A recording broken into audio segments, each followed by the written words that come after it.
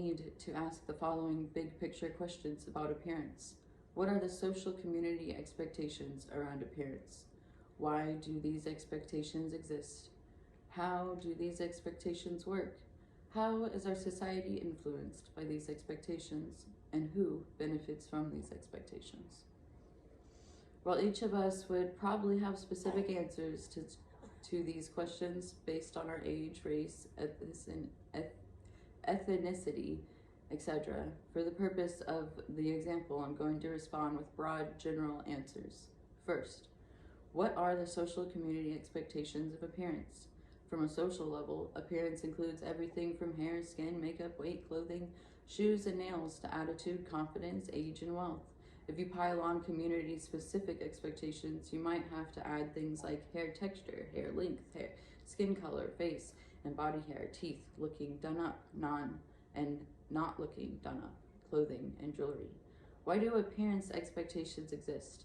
I would say that they exist to keep us spending our valuable resources, money, time, and energy on trying to meet some ideal that is not achievable. Think about this. Americans spend more each year on beauty than we do on education. How does it work? I think the expectations are both obvious and subtle. They are everything we see and everything we don't see. If you read fashion magazines or watch TV, you know what you are supposed to look like and how you are supposed to dress and act.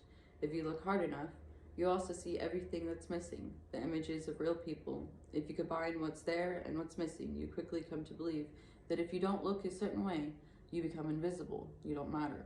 What is the impact of these expectations? Well, let's see. This gives a bulletin list. I'm gonna read this, and then I see there are words through the other page that are outlined in the next. So I'll read this page and then read those outlines.